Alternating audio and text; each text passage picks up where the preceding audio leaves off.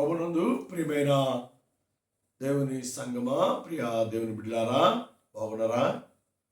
మరి యూట్యూబ్ కుటుంబ సభ్యులకును సంఘ సభ్యులకును మరి దేవుని పిల్లలందరికీ యూట్యూబ్ పరిచయలో పాల్గొని వాక్యం వింటూ అనేకులకు వాక్యమును పారుబడి చేస్తున్నటువంటి ప్రియ మిత్రులందరికీ ప్రభువైన యేసుక్రీస్తు నామములో హృదయపూర్వకమైన వందనాలు చెల్లిస్తూ ఉన్నాం. పిల్లరా, మరి గత కొన్ని దినాల నుండి ప్రవక్తలు, కొత్త నిబంధనలోని ప్రవక్తలను మనము మరి దేవుని రాకడ గురించి, దేవుని యొక్క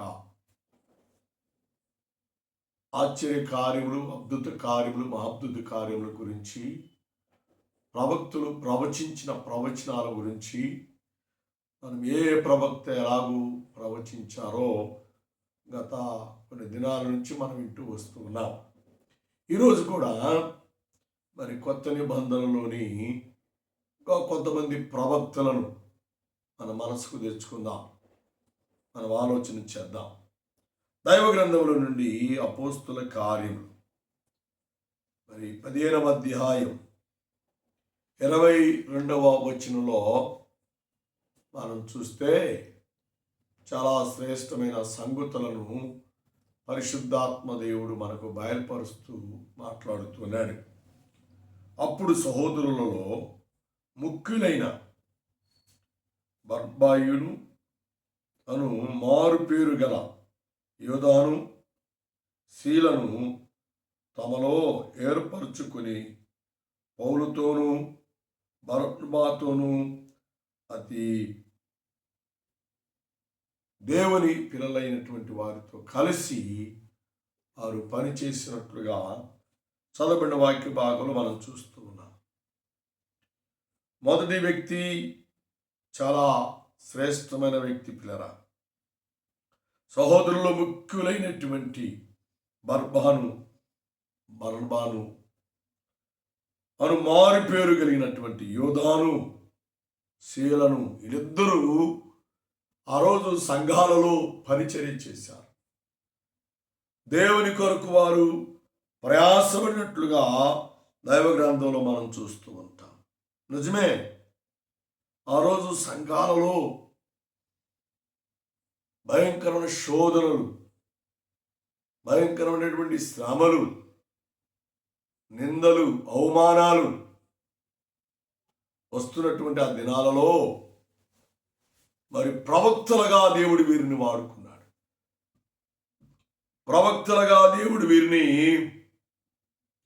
స్థిరపరిచినట్లుగా దైవ గ్రంథం ద్వారా దేవుడు మనకు జ్ఞాపకం చేస్తున్నాడు. ఇదే అపోస్తుల కార్యం 15వ అధ్యాయం 32వ వచనంలో మరియు యోధాయు శీలయు కూడా ప్రవక్తలై యుండినందున, అది చూసారా, వారు ప్రవక్తలై ఉండినందున దేవుడు వారిని బలపరిచాడు. దేవుడు బలపరిచి దేవుడు వారిని ఆయన పనిముట్టులుగా దేవుడు వాడుకున్నాడు. ఎంత గొప్ప పరిచర్య దేవుడు వారికి అనుగ్రహించినట్లుగా దైవ గ్రంథంలో మనం చూస్తూ ఉన్నాం.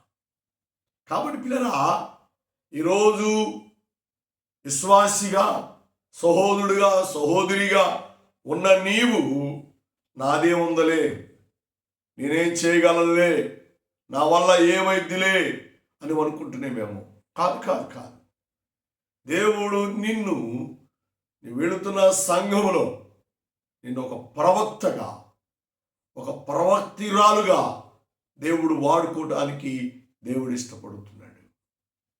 నువ్వు లెగవాలి, దేవుని స్వార్థను ప్రకటించే విషయంలో, సంఘ క్షేమాభివృద్ధి విషయంలో, సంఘము బలపడే విషయంలో, సంఘము ఆత్మ సంబంధమైన క్రమబద్ధకమైన జీవితంలో జీవించే విషయంలో ప్రతి సహోదరుడు, ప్రతి సహోదరి ప్రవక్తలుగా పనిచేయాలి. అందుకే దేవుడు మనలను సృష్టించింది, దేవుడు మనలను రక్షించుకుంది, దేవుడు మనలను పిలుచుకుంది, దేవుడు మనలను ఏర్పరచుకుంది. నీ ద్వారా ఆయన పని జరగాలి. అంతేగాని నాదే ఉందలే, సంఘంలో నా పనే ఉందలే అని నువ్వు ప్రక్కకి వెళ్ళిపోతే అది నీకు, నీ కుటుంబానికి ఏమాత్రం కూడా క్షేమం కాదు.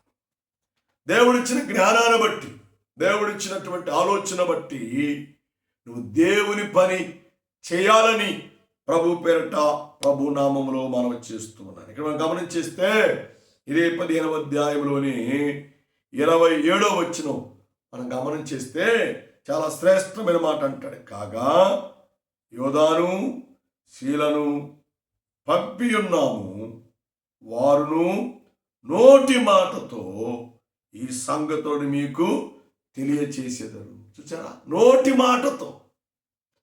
ప్రవక్తల యొక్క నోటి మాటలు చాలా పవిత్రమైనవి. వారు ప్రవచించే ప్రవచనములు చాలా విలువైనవి. వారు చెప్పేటువంటి ఆత్మ సంబంధమైనటువంటి సంగతులు చాలా బహుశ్రేష్టమైనవి. అర్థమైందా? వారి నోటి మాటలు చాలా దేవుడు ఆశీర్వదకరంగా మారుస్తున్నాడు. సహోదరుడా, సహోదరి, నువ్వు మాట్లాడే మాట కూడా సంఘంలో, వెళ్ళే సంఘంలో నీ నోటి మాటకు దేవుడు ఎంత విలువ ఇచ్చాడు, ఎంతో పవర్ ఇచ్చాడు, అధికారం ఇచ్చాడు. నువ్వు సంఘంలో ప్రవక్తగా వాడబడాలి, ప్రవక్తగా తీర్చబడాలి, ప్రవక్తగా మలచబడాలి. దేవునామానికి మహిమ ఘనత కలుగును గాక. ప్రవక్త అంటే మాటలు చెప్పడమే కాదండి, పరిచర్య కూడా చేయాలి, పని కూడా చేయాలి, ప్రార్థన కూడా చేయాలి, వాక్యము చదవాలి, పాటలు పాడాలి, దేవుని స్తుతించాలి, దేవుని గణపరచాలి, దేవుని ఆరాధించాలి. దేవుని యొక్క పరిశుద్ధాత్మను నువ్వు పొందినప్పుడు ఈ పరిశుద్ధాత్మ నిన్ను ప్రవక్తగా, ప్రవక్త్యురాలుగా దేవుడు వాడుకుంటాడు అని దేవుని వాక్యము ద్వారా దేవుడు మనకు జ్ఞాపకం చేస్తున్నాడు. కాబట్టి పిల్లరా, మనల్ని మనము దేవునికి అర్పించుకొని ప్రవక్తలుగా మనము సిద్ధపడాలి. రాబోయే దినాలలో శ్రమలు రాబోతూ ఉన్నాయి. దేవుని పిల్లలకు భయంకరమైన శోధనలు వస్తూ ఉన్నాయి. ఎక్కడ వీధి సువార్తకు వెళ్ళినా పిల్లరా, మైకులు, వ్యాన్లు, పాసస్ని ఇబ్బంది పెడుతున్నారు, కొడుతున్నారు, గాయపరుస్తున్నారు, అపహాసం చేస్తున్నారు, హేళన చేస్తున్నారు. భయంకరమైన చట్టాలు తీసుకుని వచ్చి క్రైస్తవుల మనుగడకు ఇబ్బంది కలిగించడానికి ప్రయత్నాలు చేస్తున్నారు.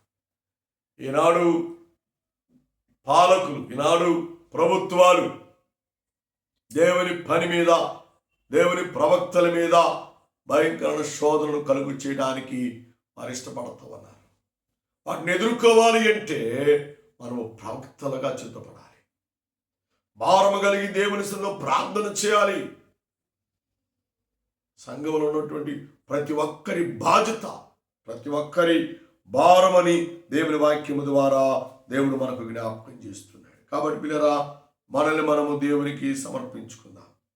మనల్ని మనము దేవుని చేత ఏర్పరచబడిన వారముగా ఉంది. ఇదే 15వ అధ్యాయంలో 40వ వచనం మనం చూస్తే చాలా శ్రేష్టమైన సంగతులు దేవుడు జ్ఞాపకం చేస్తూ మాట్లాడుతున్నాడు.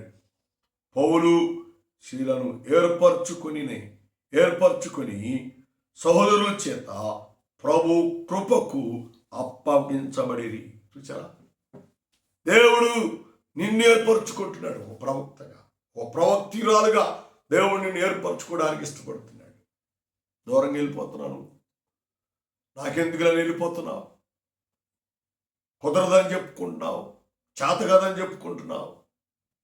దేవుని పనిలో ఆలసత్వం, దేవుని పనిలో నిర్లక్ష్యం ఉండకూడదు అని పరిశుద్ధాత్మ దేవుడు నీతో మాట్లాడుతున్నాడు. కాబట్టి పిల్లరా, మనము ప్రవక్తలుగా దేవునికి స్తోత్రం, హల్లెలూయా.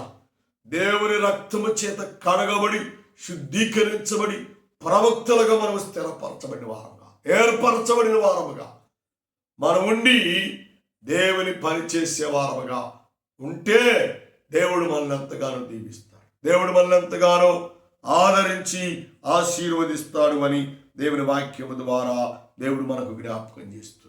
చూడండి, బైబిల్లో ఇంకో మాట మీద తలంపుకు చేస్తాను. ఇది అపోస్తుల కార్యం 17వ అధ్యాయంలో 4వ వచనం మనం గమనం చేస్తే చాలా శ్రేష్టమైన సంగతులను దేవుడు మనకు జ్ఞాపకం చేస్తున్నాడు. ప్రియులారా మనం గమనం చేస్తే చాలా అద్భుతమైన మాట. వారిలో కొందరును భక్తి పరులకు హెలోనియాలోని చాలా మంది స్థితి కలిగి స్త్రీలలో అనేకులను ఆ మాటలకు ఒప్పుకొని పౌలుతోనూ చీలతోనూ కలుసుకొనిరి.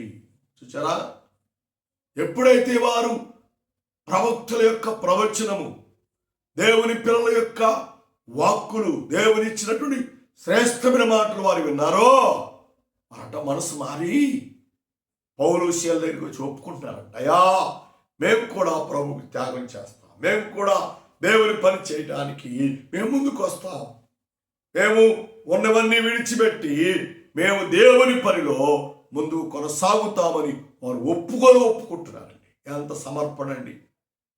ఈరోజు కూడా ఈ దినాల్లో కూడా అలాంటి సమర్పణ కలిగినటువంటి అనేకులు స్త్రీలు, సహోదరులు ముందుకు రావాలి అని వాక్యము ద్వారా దేవుడు మనకు జ్ఞాపకం చేస్తున్నాడు. కాబట్టి మనల్ని మనం దేవునికి అర్పించుకుందాం, మనల్ని మనం దేవునికి సమర్పణ చేసుకుందాం.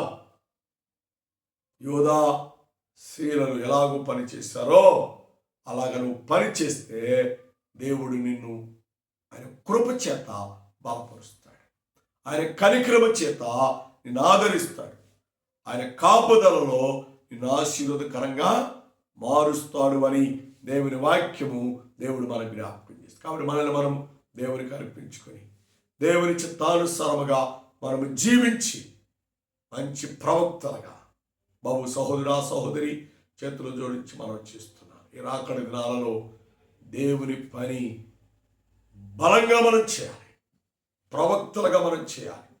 అప్పుడే కొన్ని ఆత్మలను దేవుని యొద్దకు మనం నడిపించగలం, రక్షణలోకి మనం తీసుకురాగలం. అందుకొరకే యేసయ్య రక్తం కార్చాడు, యేసయ్య రూపమును ఆకారమును కోల్పోయాడు. ఎందుకు తెలుసా? నిన్ను ప్రవక్తగా చేయాలని, ఆయన పనిలో నిన్ను బలమైన పాత్రగా వాడుకొని నిమిత్తమై దేవుడు తన ప్రాణముని త్యాగం చేశాడు. ఆ యేసుక్రీస్తు వారి శిలువను చూసుకుంటూ, ఆ యేసుక్రీస్తు వారి శ్రమను జ్ఞాపకం చేసుకుంటూ మనం చిత్తపడదాం. మనము ప్రవక్తలముగా యోధా శీలలు పౌలు గారు ఎలాగా దేవుని పని చేశారో అలాగే రాకడ దినాల మనం కూడా చేద్దాం. దేవుని కొరకు సాక్షులుగా, దేవుని కొరకు మంచి సాక్ష్యం కలిగిన వారముగా మనము జీవించి నిత్య రాజ్యానికి, పరలోక రాజ్యానికి వారసులు కావాలని ప్రభు పేరట ప్రభు నామములో మనం చేస్తున్నాను. పిల్లరా, దయచేసి ప్రార్థన చేయండి సంఘాల కొరకు, పరిచర్య కొరకు. మరి రేపు ఆదివారం నుండి మరి ఆరాధన టయాలు మార్చబడ్డాయి, ఎందుకంటే ఎండలు తీవ్రంగా ఉన్నాయి కాబట్టి టయాలు మార్చబడ్డాయి. ఐక్యనగర్లో ఆదివారం ఆరాధన ఉదయాన్నే 6 గంటలకు అక్కడ ఆరాధన ప్రారంభించబడి మరి 8 గంటలకు ముగించబడుతుంది. దయచేసి ఈ యూట్యూబ్ పరిచర్య ద్వారా సమయాలు గమనించి ఆదివారం ఆరాధనకు టయానికి రావాలని ప్రభు పేరట ప్రభు నామంలో మనం చేస్తున్నాను. అలాగే అబ్దుల్ కలాం కాలనీ 8:30 నుండి 9:30 వరకు అక్కడ ఆరాధన జరగబడుతుంది. దయచేసి అబ్దుల్ కలాం కాలనీలో ఉన్నటువంటి పరిచయ ప్రాంతంలో ఉన్న వారందరూ కూడా సమయానికి రావాలని ప్రభు పేరట ప్రభు నామములు మనం చేస్తున్నాం. అలాగే మరి మేం చర్చి ఆంధ్రరత్న నగర్ పేరలై స్కూల్ దగ్గర మేం చర్చిలో మరి దేవుని మహాకృపను బట్టి 9:30కు ఆరాధన ప్రారంభించి 11:30కు ఆరాధన ముగించబడుతుంది. దీన్ని కూడా మీరు అందరూ గమనించి సమయానికి వచ్చి దేవుని మాటలు విని ఆత్మీయ మేలు ఆశీర్వాదాలు పొందాలని ప్రభు పేరట ప్రభు నామములో మనం చేస్తున్నాను. ఈరోజు శుక్రవారం ఉదయం 10 గంటల నుండి మరి ప్రతి శుక్రవారం జరిగే ఉపవాస కూడిక జరుగుతుంది.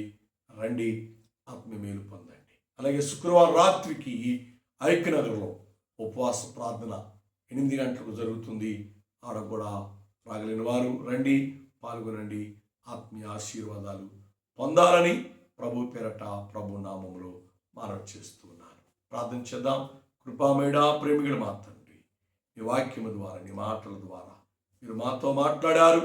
అందుకే నీకు వందనాలు. ఎంతమంది వాక్యము నీరు కట్టండి, ఫలింపదాయించండి. వాక్యానుసారముగా జీవించబడి మంచి ప్రవక్తలుగా, మంచి ప్రవక్తిరాలుగా ఉండడానికి, పనిచేయడానికి బిడ్డలు వాడుకోమని దీవించమని, ఎంతమంది వాక్యము అందరూ హృదయంలో ముద్ర వేసి భద్రపరచమని, ఈ టీము కుటుంబ సభ్యులందరినీ దీవించి బలపరచమని, తోడుగా ఉండమని సహాయం చేయమని, అయా మీ కృప చేత సంఘాలను, పరిచయలను దీవించి ఆశీర్వదించమని, మా కొరకైతే రాబోతున్నటువంటి యేసయ్యా శ్రేష్టమైన పరిశుద్ధమైన నామములు అడిగి వేడుకొని ప్రార్థన చేస్తున్నాము తండ్రి.